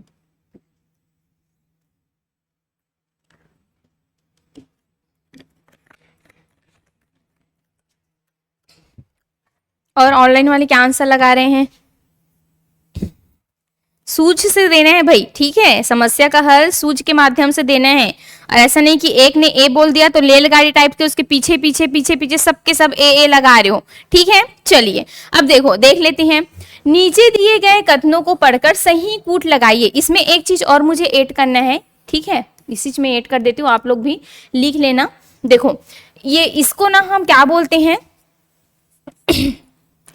पूर्ण से अंश की ओर, पूर्ण से अंश की ओर का सिद्धांत भी बोलते हैं, ठीक है। पूर्ण से अंश का सिद्धांत भी बोलते हैं। मैंने क्या कहा था आप लोगों को याद आ रहा है कि कोई भी समस्या का समाधान हम पूरा होल देखेंगे, पूर्ण देखेंगे, उसके बाद हम छोटे छोटे टुकड़ों में उस समस्या का क्या करते हैं, समाधान करते हैं। मैंने कहा ना कि पूरा आप पहले नीतू मैम को देखोगे, उसके बाद मेरे बाल को देखेंगे, अकेला बाल बस को दे दिया पहचान लोगे ना, नीतू मैम का बाल है, आंख को देखेंगे थोड़ा बहुत पहचानोगे ना भाई, ठीक है, गाल को दिखाएंगे, किसी भी चीज को, है ना, तो वहां पे हम उसके बाद अंश में क्या कर सकते हैं, उसको हम डिवाइड कर सकते हैं। तो वही है कि कभी भी समस्या को आप हमेशा एक साथ देखते हो पूर्ण से, उसके बाद उसको आप क्या करते हो, टुकड़ों में बांट करके बिल्कुल उसको आप क्या कर सकते हो, बता सकते हो। सेम ये बच्चों के लिए भी अप्लाई होता है कि पहले आप पूरा एक चीज दिखाओ। अब जैसे आपने बच्चों को किसके बारे में पढ़ा रहे हो, पेड़ के बारे में पढ़ा रहे हो, ठीक है, तो क्या पेड़ का सिर्फ पत्ती बस को दिखाओगे क्या, पूरा पेड़ के बारे में पहले देखो, पत्ती के बारे में भी अगर आप पढ़ा रहे हो ना, या जड़ के भी बारे में पढ़ा रहे हो, तो सबसे पहले तो पूरे पेड़ को आप उसको दिखाओ, पूरे पेड़ को, कि पेड़ में ही जड़ होते हैं, वही उसका नींव होता है, ठीक है, कि इसके अंदर, भूमि के अंदर जो होती है वही उसके जड़ होते हैं। पूरा दिखाओगे तभी तो उसको समझ में आएगा यार कि जड़ कहाँ पे होता है, पत्ती कहाँ पे होती है, जो उसके शाखा होते हैं वो कौन से है करके, ठीक है। तो पहले पूरी समस्या को उनको दिखाओ, उसके बाद उस समस्या को आप पार्ट पार्ट में करके उसको क्या करो, सिखाओ, ठीक है। तो आया समझ में, अब देखना सब लोग का आंसर सुधर जाएगा, ठीक है। चलिए, कहाँ था हमारा क्वेश्चन, ये था क्या, ठीक। तो अंतर्दृष्टि सिद्धांत के प्रवर्तक कोहलर थे, ये तो एकदम सही है, ठीक है। गेस्टाल्ट सिद्धांत में सीखना अंश से पूर्ण की ओर होता है। ये देखो, इसी कारण मैंने बोला कि सूझ का इस्तेमाल करो। मैं नहीं भी बताया रहती ना, तब भी थोड़ा सा आप लोग हड़बड़ाते नहीं ना, तो इसको इजीली तरीके से बना सकते हैं, क्योंकि मैं पूर्ण पूर्ण बोल रही हूँ, समग्र बोल रही हूँ। हालांकि मैंने लिखा नहीं था, लेकिन वहां पे आप लोगों को अप्लाई करना था कि हम समस्या को हमेशा समग्र रूप से देखते, पूर्ण देखते, होल देखते हैं, ठीक है। तो उनको पूर्ण से अंश बोले, सॉरी, पूर्ण से अंश बोलेंगे, ना कि अंश से पूर्ण। अब देखो, इसको आपने सबके सब ना, ऑनलाइन वाले भी गलती किए, सबके सब ए। अब देखो सबका बी आ रहा है, मुझे पता था ऐसी होगा, तो देखो ये गलत हो गया भाई, क्योंकि यहाँ पे अंश से पूर्ण बोला। समस्या हमेशा हम पूर्ण दे से अंश की ओर जाएंगे, ठीक है। बच्चों को भी तो हमेशा पूर्ण से अंश की ओर दिखाते हैं ना भाई, ठीक है। चलिए, कोहलन ने अपने प्रयोग सुल्तान नामक चिंपांजी पर किए थे, सही है। सूझ द्वारा अधिगम को प्रयास एवं भूल सिद्धांत कहा जाता है। अब बताइए इसको कि ये सही है कि नहीं। इसमें थोड़ा सा ऑप्शन भी मिस्टेक था, मुझे सुधारना था। दो ना एम एन हो गए, देखो एक जो है ना ये एम है, एक जो है ना ये एम है, ठीक है। चलिए बताइए, सूझ द्वारा अधिगम को प्रयास एवं भूल सिद्धांत कहा जाता है, बताओ तो ये सही है कि नहीं, कौन बता सकता है। नहीं है ना भाई, प्रयास एवं भूल, बार बार रटवाना, बार बार प्रयास करने पर जोर कौन दे रहा है, थॉर्नडाइक दे रहा है, थॉर्नडाइक दे रहा है। और ये जो है वो व्यवहारवाद से संबंधित है, लेकिन हम तो गेस्टाल्टवाद पढ़ रहे हैं ना, इसमें सिर्फ सूझ पर ध्यान दिया जाता है, ना कि रटवाने पर। तो यही भी क्या हो जाएगा, गलत हो जाएगा। ऐसे जो क्या होते हैं, कीवर्ड होते हैं, ये सबको आप लोग अच्छे से किया करो, यही आपको ले डूबेगा। मैं नहीं जानती, ठीक है, मैं अपना काम कर रही हूँ एकदम ईमानदारी के साथ, हर चीज से पढ़ा रही हूँ, एक एक चीज चार्ट की आपका मत छूटे, ठीक है। वहां पे आपका परफॉर्मेंस कैसा रहता है वो आपके ऊपर डिपेंड करता है कि आप हड़बड़ा के क्वेश्चन सॉल्व कर रहे हैं कि एकदम सूझ से कर रहे हैं। इसी कारण तो बोला जाता है यार कि थ्योरी पढ़ो, जस्ट आप लोग क्या करो, एमसीक्यू लगाओ, तब ज्यादा समझ में आता है कि हाँ उससे एमसीक्यू कैसे भर रहा है, हमको सॉल्व कैसे करना है, ठीक है। चलिए, तो यहाँ पे कौन सा आंसर सही होगा, सही है पूछा गया ना, तो के और एम, ठीक है। तो एक यहाँ पे एम है तो हम डी को लगाएंगे, ठीक। अगर ये नहीं होता तो हम इसको विलोपित कर देते, लेकिन इसका सही आंसर जो है वो दो ही होगा। कौन कौन सा, एक के और एम, ठीक है। चलिए, हाँ हाँ क्या हो गया, हाँ हाँ पूर्ण की ओर होता है, तो उसके सामने क्या बोला गया है, गेस्टाल्टवाद सिद्धांत में बोला गया है ना भाई, ठीक है। अच्छा, सीखना अंश से पूर्ण, पहले छोटे छोटे पार्ट में डिवाइड करके बच्चों को सिखाते हैं करके ना, हाँ ठीक है। हम लोग भी एक ना शिक्षण सामग्री का यूज करते हैं, शिक्षण क्या, तो वहां पे क्या होता है कि कभी कभी बच्चों को हम छोटे छोटे पार्ट में भी डिवाइड करके क्या करते हैं, पढ़ाते हैं। तो उसको अच्छे बताओ, शिक्षण सूत्र में अंश से पूर्ण की ओर आता है कि पूर्ण से अंश की ओर आता है, जब आप लोग शिक्षण सूत्र पढ़ते हो तो बताओ ये सही है कि ये सही है, इसका मुझे जवाब चाहिए आप लोगों से। जब हम लोग पढ़ते हैं, अब जैसे मैंने बोल दिया कि अमूर्त से हम मूर्त की ओर बच्चों को पढ़ा रहे हैं, तो सही है कि गलत है, ठीक है। शिक्षण सूत्र हमेशा मूर्त से अमूर्त होगा, कभी भी अमूर्त से मूर्त नहीं होगा। ये कैसा होगा, हमेशा मूर्त से अमूर्त की ओर, कि बच्चों को हम पहले तो पूरा जो चीज वो जानते हैं उसके बारे में उसको दिखाना है। जैसे मुझे गोले की उदाहरण बताना है तो मैं हमेशा बोलती हूँ ना, मैं उसको संतरा दिखा दिया, मैंने उसको जो फुटबॉल जो जानते हैं उनको दिखाओ, खेल रहा है उसको, ठीक है। मुझे उसको किसके बारे में बताना है, रेक्टेंगल के बारे में बताना है, मोबाइल दिखा दिए, घर का टीवी दिखा दिए, बेंचेस दिखा दिए, उसके बुक्स दिखा दिए। तो वो सब क्या होती है, जो बच्चे जान रहे हैं, मूर्त जिसको वो टच कर सकते हैं, देख सकते हैं, अनुभव कर सकते हैं, वहां से लेकर के मुझे कहां तक का जाना है, सूत्र दिखाने तक का जाना है कि मुझे आयत का सूत्र उसको निकाल के दिखाना है। और आयत में सबसे पहले उसको क्या दिखाऊंगी कि एक टेबल जो है वो आयत के क्या रहता है, समान होता है। देखो उसकी आमने सामने की जो भुजाएं होती है वो कैसे होती है, बराबर होती है। वहां से लेकर के उसकी क्षेत्रफल, लंबाई गुणित चौड़ाई लेकर के मुझे कहां जाना है, अमूर्त तक जाना है, जो हमको दिखाई नहीं देता है। तो शिक्षण सूत्र को भी प्रॉपर तरीके से याद रखना आ जाता है, इसमें से कौन सा शिक्षण सूत्र गलत है करके, और दे दिया जाएगा मूर्त से अमूर्त, आगमन से निगमन, उसके बाद बहुत सारे थे, संश्लेषण से विश्लेषण, ठीक है, पूर्ण से अंश की क्या। तो वहां पे आपको देखना है हमेशा, मैं पूरा यहां से भी लाऊंगी क्वेश्चन, इसको बताओ तो ये क्या सही है कि गलत है, बताओ ना भाई। आप लोग ने गलत क्यों किया, इसका रीजन मुझे पता है, ठीक है, कि हम बच्चों को हमेशा टुकड़ों में तोड़ तोड़ कर पढ़ाते हैं, टुकड़ों में हमेशा तोड़ तोड़ कर पढ़ाते हैं, तब कहीं जा करके हम उसको पूरा पूर्ण वो चीज को दिखाते हैं। ये हमारा क्या था, शिक्षण सूत्र था। इसी कारण आपने गलत किया ना, ठीक है। लेकिन गेस्टाल्टवाद ऐसा नहीं बोलता ना, गेस्टाल्टवाद तो ये बोलता है कि समस्या, भाई हमारे पास समस्या है तो पहले समस्या को पूरा दिखा, उसके बाद आप उस समस्या को छोटे छोटे पार्ट में डिवाइड करके, बिल्कुल हम बाद में एक्सपीरियंस के माध्यम से उस समस्या का समाधान दूसरे चीजों में भी क्या कर सकते हैं, अप्लाई कर सकते हैं, ऐसा ये बोलते हैं, ठीक है। तो यही मुझे पता था कि आप लोग ये शिक्षण सूत्र के कारण ही क्या करोगे, इसको गलत करोगे। लेकिन गेस्टाल्टवाद में आपको ये याद रखना है और शिक्षण सूत्र में आपको ये याद रखना है, अंश से पूर्ण की ओर, ठीक है, याद रहेगा। आपको दिया जाएगा कि इसमें से कौन सा शिक्षण सूत्र गलत है, मूर्त से अमूर्त, आगमन से निगमन, संश्लेषण से विश्लेषण, उसके बाद दिया जाएगा पूर्ण से अंश। तो इसको सही करके मत आ जाना, क्योंकि गेस्टाल्टवाद बोलते हैं करके, ठीक है। शिक्षण सूत्र में ये सही है, लेकिन गेस्टाल्टवाद में ये सही है, दोनों ही सही है, दोनों ही अपनी अपनी जगह सही है, लेकिन दोनों का जो वो है कॉन्सेप्ट है वो अलग अलग है, ठीक है। चलिए लिख लिया रहो कहीं पे बगल में, लेकिन शिक्षण सूत्र अंश से पूर्ण ऐसे करके बगल में लिख लिया रहो, तब वो याद रहेगा। ठीक, हाँ बिल्कुल, अंश से पूर्ण, वेरी गुड। हाँ क्या हो गया रोहिणी जी?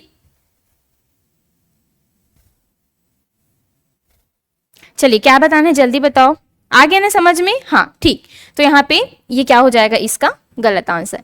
नीचे दिए गए कथनों को पढ़िए और गलत कथन का चयन करो। चलो गलत कथन चयन करना है भाई, करिए। भले 10 क्वेश्चन बने कोई दिक्कत नहीं है, लेकिन कॉन्सेप्ट क्लियर होने चाहिए पूरे। ठीक है, चलिए बताइए। अंतर्दृष्टि सिद्धांत को अनुबंधन का सिद्धांत भी कहते हैं। ठीक, गेस्टाल्टवादियों के अनुसार सीखना नवीन सूझ का विकास है। कोहलर ने मनमानुषों के पाचन क्रिया पर प्रयोग किए कि सूझ आकस्मिक ज्ञान है। बताइए इसमें का एक एक को एकदम सूझ के माध्यम से आप लोगों को क्या करना है, समस्या का समाधान करना है भाई। ठीक है, एक एक जो क्या है रास्ता है उस पर आप लोगों को कंकर पत्थर ये सब बिछे हुए दिखाई देंगे, तो उस कंकर पत्थर को देख देख के आप लोगों को क्या करना है, इसका समाधान करना है। ठीक है, हाँ बिल्कुल, सास बहू दोनों सही है अपनी अपनी जगह कहा थे। ठीक, हाँ क्या हो गया, मैं फिर से नहीं देखी यार, क्या हो गया? देखो ऊपर चला जाता है कमेंट।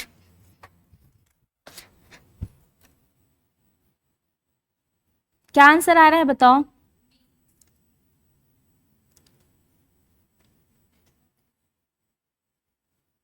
हाँ बिल्कुल, देखो यहाँ पे ये क्वेश्चन आया है कि मैम इसके जो जनक है, ठीक है, और प्रवर्तक है, ये दोनों को बताइए करके। ठीक, तो देखो अगर आपको पूछा जाए कि गेस्टाल्टवाद के जनक कौन है, ठीक है,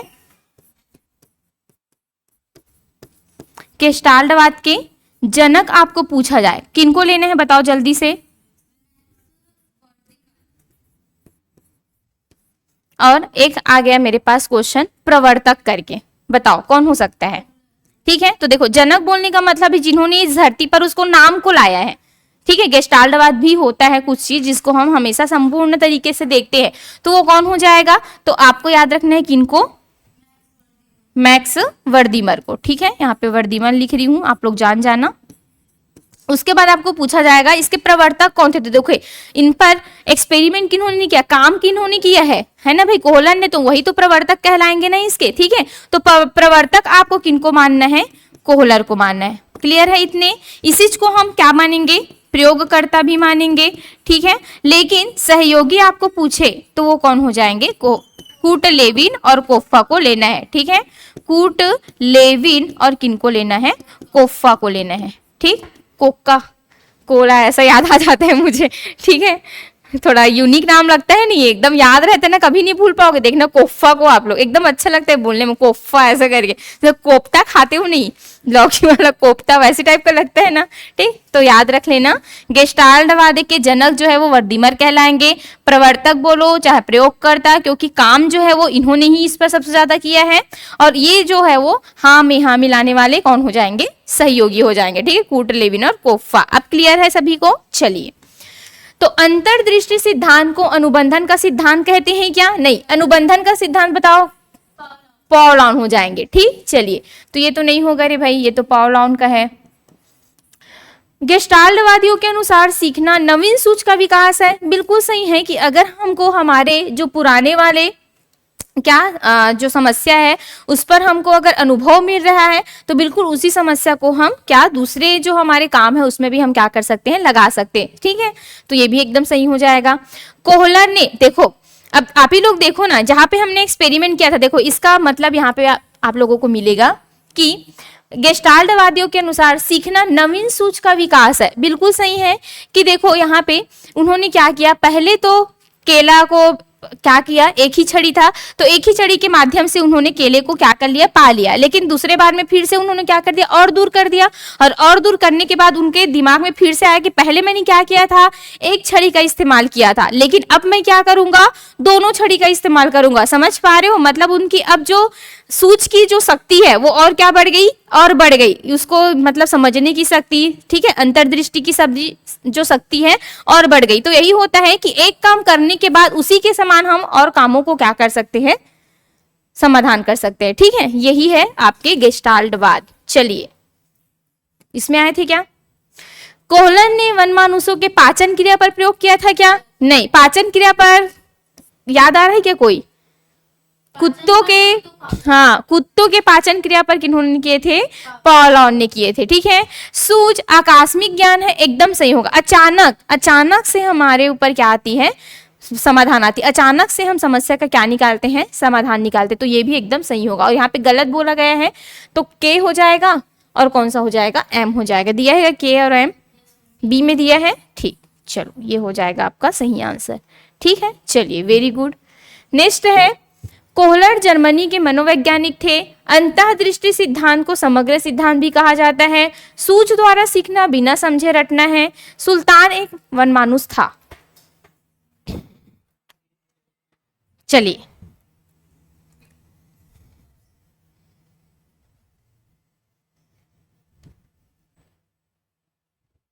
देखो कौन सा है आंसर, बताओ।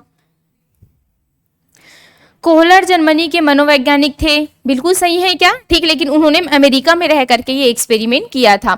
अंतर्दृष्टि सिद्धांत को समग्र सिद्धांत भी कहा जाता है, बिल्कुल सही है ये भी। तो इसी को समग्र भी बोलते हैं, इसी को संपूर्ण भी बोलते हैं, होल भी बोलते हैं, और पूर्ण से अंश की ओर भी बोला जाता है। सूझ द्वारा सीखना, बिना समझे रटना है क्या? बताओ, पॉइंट को पकड़ पा रहे हो कि सूझ द्वारा जो आप सीख रहे हो वो बिना समझे रट रहे हो, ऐसे बोल रहे हैं। भाई रटने वाली कहाँ से बात आ गई यार? अगर मैं किसी भी समस्या का समाधान अपने सूझ के माध्यम से कर रही हूँ तो ठीक है, गणित को मैं हमेशा सूझ के माध्यम से हल करूंगी, लेकिन जो भी और थ्योरी रहेंगे उसको मैं रट सकती हूँ, लेकिन गणित को कभी भी रट सकती हूँ क्या? नहीं रट सकती। लेकिन इतना है, गणित भी अगर आपको कॉन्सेप्ट भी क्लियर है तब भी आप 5 साल बाद उसको बनाओगे ना, एक टाइम ऐसा होता है कि याद ही नहीं आता। 5 साल बाद क्या, अभी 1-2 महीना आप बनाना बंद कर दो ना, प्रैक्टिस करना बंद कर दो ना, वो याद ही नहीं आता। मैं खुद ना कभी कभी 1-2 सप्ताह पहले क्वेश्चन बना रहे तो अच्छा बना रहता है, उसके बाद उसको बनाने की कोशिश करती हूँ ना, बनता नहीं है। क्या था, गजनी बन जाती हूँ मैं भी। तो ऐसा होता है, ये सबके साथ होता है ना, सिर्फ मेरी स्टोरी नहीं है। तो वही है कि गणित भी क्या मांगता है? प्रैक्टिस मांगता है। बार बार मुझे प्रैक्टिस करो, मैं आपके दिमाग में क्या हो जाऊंगा? बैठ जाऊंगा। क्योंकि अभी देखो यार, सूझ तो अपनी जगह ठीक है, लेकिन हम क्या कर रहे हैं? कंपटीशन की तैयारी करें। कंपटीशन ऐसा है कि हमको सिर्फ हिंदी का बस नहीं पढ़ना है, हमको सिर्फ अंग्रेजी का बस नहीं पढ़ना है, हमको होल सब्जेक्ट को लेकर के चलनी है। ठीक है, अब हिंदी मैंने पढ़ा, पूरा हिंदी मेरा हो गया, तो पूरा मेरे माइंड में तो हिंदी चलेगा ना भाई। मैंने तो अंग्रेजी को भूल ही गया कि क्या टेंस है, क्या वॉइस है, क्या नरेशन है, सबको मैंने भूल गया। पैसेज कैसे बनाना है कुछ याद नहीं है। मैंने तो जो गणित का फॉर्मूला है उसको भूल गया। क्यों? क्योंकि मैं तो अभी हिंदी ही देख रही हूँ 1 महीने से। ठीक, गणित को तो मैंने किया ही नहीं है, तो गणित के जितने भी फॉर्मूले भूल गए, मैंने प्रैक्टिस ही नहीं करे। तो वही है कि ये सब चीजें जो है, जो आप कंपटीशन की तैयारी करो, ये प्रैक्टिस मांगती है। बार बार हर सब्जेक्ट को भले 1 घंटा पढ़ो, लेकिन हर दिन पढ़ो। ऐसे नहीं कि सिर्फ आज गणित को बस कर लेती हूँ यार, मुझे किसी भी सब्जेक्ट का मन नहीं है, तो इसको आप लोग क्या पीछे छोड़ दोगे? इसको आप लोग नहीं पढ़ रहे हो, ठीक है, पर्यावरण को नहीं पढ़ो, साइंस को नहीं पढ़े हो, साइंस का पूरा क्वेश्चन आप लोग भूल जाओगे। तो यही चीजें हैं कि आप भले थोड़ा थोड़ा टाइम दो, एकदम प्रॉपर अपने लिए एक टाइम निश्चित करो कि मुझे कम से कम 5 से 6 घंटा हर दिन, है ना। स्पेशली मैं हाउस वाइफ के लिए बोल रही हूँ, क्योंकि बेचारियों को बहुत सारे काम रहते, घर में बच्चे है, पति है, सास है, ससुर है, जाके उनका सेवा करो, है ना। कम से कम आपके 24 घंटे में तो कम से कम आपका 10 घंटा तो ऐसे ही निकल पा रहा है। बचाते कितने घंटे हो? 12 घंटे बचा पा रहे हो। तो 12 घंटे में आपको देखना है कि मुझे अपने पढ़ाई को कितना घंटा देना है। ठीक है, क्योंकि भाई आप देखो, अब उतरे हो मैदान में तो खाली नहीं जानना है, क्योंकि जो आपके आसपास में देख रहे हैं ना, उन लोग भी करेंगे, देव तो कर बहुत तैयारी कर रही से नहीं निकली से, हंसेंगे, है ना, ऐसा होता है। खैर हमको कोई मतलब नहीं, हंसने दो ना यार, उन्होंने अपनी जिंदगी में क्या किया है, ठीक है, हंसने दो, कोई दिक्कत नहीं है। लेकिन आप जब मैदान में उतर गए हो तो कुछ ना कुछ करके जाना ही है, दिखाना ही है कि हाँ, कि जो हाउसवाइफ है वो भी कुछ ना कुछ कर सकती है। अपने लिए कमाओ आप लोग, ठीक है, किसी के सामने हाथ फैलाने की जरूरत मत पड़े। तो यहाँ पे आप लोग थोड़ा टाइम टेबल बनाओ कि मैं 12 घंटा जो है वो कैसे कैसे कर सकती हूँ, क्योंकि 10 घंटा तो मेरे ऐसे ही निकल रहे हैं घर में, इससे ज्यादा भी निकल सकता है ना, मैं तो एवरेज बता रही हूँ, इससे ज्यादा होता है कि नहीं। अब 12 घंटे मुझको कैसे देना है, तो एकदम एक निश्चित बना लो आप लोग कि मुझे कम से कम इसमें से 8 घंटा निकालना है अपने लिए। 8 घंटा सिर्फ किसके लिए? स्टडी करने के लिए, ठीक है। और इस 8 घंटे में आपको देखना है कि क्या क्या चीजें पढ़नी है जो आपको सबसे ज्यादा दिक्कत हो रहा है अभी। जैसे सबसे ज्यादा हमको मैथ्स पढ़ना है, सबसे ज्यादा हमको अंग्रेजी पढ़नी है, क्योंकि ये तो हमारे क्या है, इसके बिना हम निकाल ही नहीं सकते। क्योंकि सभी सब्जेक्ट आपकी स्ट्रांग रहेंगे ना, तब कहीं जाकर के निकलेगा। 5,000 पोस्ट है, 5,000, ठीक है, कुछ नहीं हो सकता। पहले तो 5,000 भी रैंक आया था, तब भी उनका इजीली तरीके से निकल गया था, लेकिन अब हमको कहीं 1,000 के अंडर आपका रैंक आएगा ना, तभी आपका कहीं मेरिट लिस्ट में नाम आएगा, ऐसा है। क्योंकि 5,000 भी तो पूरा बटेगा यार, व्याख्याता में बढ़ गया, वर्ग 2 में बढ़ गया, 3 में बढ़ गया, बचा क्या, कुछ नहीं बचा। वही है, 1,000 के अंडर अगर आपका क्या आएगा, रैंक आएगा, तभी आपका नाम आएगा। तो इसे 1,000 के अंदर आपको लानी है। 8 घंटा प्रॉपर आप देख लो कि मुझे पढ़ना ही है। हिंदी को मैं इतने घंटे दूंगी, अगर हिंदी आपसे बन रहा है अच्छी बात है, फिर भी उसको रिवाइज करते रहो, भूल जाओगे, प्रैक्टिस लगाओ, ठीक है। कम से कम एक दिन में आपको कम से कम 20 MCQ तो करना ही है हर सब्जेक्ट से। अगर आप टाइम मिला देखो, खाना बना रहे हो, खाना बनाते बनाते एयरफोन लगा लो, एयरफोन में मस्त MCQ करते रहो, कोई भी क्लासेस का जो आपने जो आज थ्योरी पढ़ा, उसके बाद जस्ट आप क्या कर सकते हो, MCQ लगा सकते हो, है ना, प्रैक्टिस कर सकते हो। CDP का आज मैंने पढ़ लिया, जीन पियाजे से क्या क्या क्वेश्चन भरा है उसका पूरा प्रैक्टिस है। तो कम से कम आप देखो, अब मेरे पास कितने सब्जेक्ट है, 5 सब्जेक्ट है, हर 5 सब्जेक्ट का मैंने 20-20 MCQ लगाया। देखो 100 MCQ एक दिन में ऐसे ही हो रहा है कि नहीं। मेरे पास अभी 4 महीने का टाइम है, देखो 4 महीने में कितना सारा MCQ वहां पे हो जाता है, ठीक है। 4 महीना बोलने का मतलब है इसमें 30 से और क्या होगा, गुना होगा, ठीक है, क्योंकि मंथ है ना भाई। उसके बाद देख लो आप कितना, बहुत सारे आप ऐसे ही क्या कर लोगे, अपनी समस्या का समाधान कर लोगे, ठीक है। तो कम से कम ये स्ट्रेटजी जो है वो आपको अपना के चलनी है, ठीक है। चलिए, और जो बैचलर है वो तो पढ़ ही रहे हैं, उनको बताने की जरूरत ही नहीं है, बस आपको देखना है कि आप अपनी तैयारी कैसे कर रहे हैं ना, कितना कितना टाइम दे पा रहे हैं। जो आपका एकदम वीक सब्जेक्ट है, जैसे मैथ्स हो गया, जैसे इंग्लिश हो गया, ये सबको सबसे ज्यादा टाइम दो। जैसे अदर सब्जेक्ट को आप 1-1 घंटा पढ़ रहे हो, तो कम से कम इसको तो 2-2 घंटा आप दो ही दो, ठीक है। इंग्लिश और किसको, मैथ्स को। बार बार पैसेज आया है प्रीवियस ईयर का, जितने भी CTET में पैसेज आया है सबको सॉल्व करो हर दिन, ठीक, ताकि आप पैसेज को सॉल्व कर सकोगे। लेकिन पैसेज तो देंगे ही देंगे, आएगा ही आएगा, लिख के दे रही हूँ वो, देखे हो ना कितना बड़ा बड़ा। अब तो ऐसा था, पहले क्या होता था कि 75 से लेकर के 80 तक के क्वेश्चन को इस पैसेज को देख के सॉल्व करना है, ऐसा आता था। लेकिन अब कैसा है कि सिर्फ 75 नंबर के क्वेश्चन को इतना बड़ा पैसेज पढ़ के क्या करना है, सॉल्व करना है, ठीक है, ऐसा है। तो ऐसे क्वेश्चन को पहले तो आप लोग छोड़ ही देना, मत बनाना, प्रायोरिटी देना ही मत। प्रायोरिटी कब दोगे, जब आपके पास प्रॉपर टाइम बच जाएगा, मैथ्स वैसे सब बन जाएगा। अटेम्प्ट कर लिया आपने 90 क्वेश्चन, बन रहा है, टाइम है 5-10 मिनट, पढ़ लो और बनाओ, ठीक है। नहीं तो छोड़ ही देना, कोई मतलब नहीं है ऐसे क्वेश्चन, पूरा आपका टाइम टेकिंग इसी में चला जाएगा, ठीक है। बन रहा है एक बार में पढ़ने से अच्छी बात है, बना लो, लेकिन नहीं समझ आ रहा है तो फालतू का अपने दिमाग को खरोचते मत रहना, क्या है, बिल्कुल उसको आप लोग क्या कर दीजिए, छोड़ दीजिए, ठीक है। चलिए आगे बढ़े फिर। तो बीच बीच में ना ये सब बातें भी बतानी जरूरी होती है ना, आप लोग भूल जाते हो फिर, हाँ यार हमको क्या करना है, ठीक। चलिए, तो यहाँ पे सूझ द्वारा सीखना, बिना समझे रटना है क्या, ठीक। तो ये क्या हो जाएगा, गलत हो जाएगा। कि हम सूझ मतलब बोलने का मतलब है कि हम हमेशा समझकर ही चीजों को हमेशा समाधान करेंगे, रटेंगे नहीं। रटने से कभी भी समस्या का समाधान नहीं होगा। अब मैंने रट लिया, दे दिया, दूसरा वाला समस्या मेरे पास आ गया, अब उसको मैं कैसे सॉल्व करूंगी। लेकिन वही अगर पहले समस्या में मैंने अपना सूझ दिखाया होता तो बिल्कुल उसके समान में अनुभव हो गया मुझको, उसके समान में दूसरी समस्या को भी हल कर सकती हूँ, ठीक है। सुल्तान एक वन मानुस था क्या, तो यहाँ पे क्या हो जाएगा, सही हो जाएगा। और यहाँ पे क्या पूछा गया है, सही पूछा ही गया है, तो KLN कहाँ है, KLN, ठीक, बी में है, तो बी क्या हो जाएगा, सही आंसर हो जाएगा, ठीक है। आगे सर,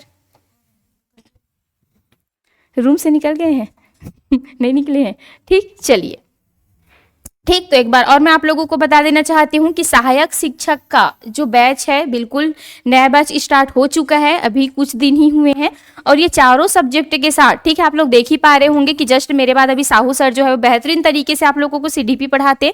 तो ये क्लास को आप लोगों को अटेंड करना है, मेरे क्लास को भी अटेंड करना है, फिर देखना है कि इसमें अगर कुछ भी त्रुटि हो रही है आपको, तो बिल्कुल आप लोग को मेरे क्लास में वो देखने को मिलेगा। मुझसे अगर कुछ छूट गया है तो बिल्कुल वो साहू सर के क्लास में आपको देखने को मिलेगा।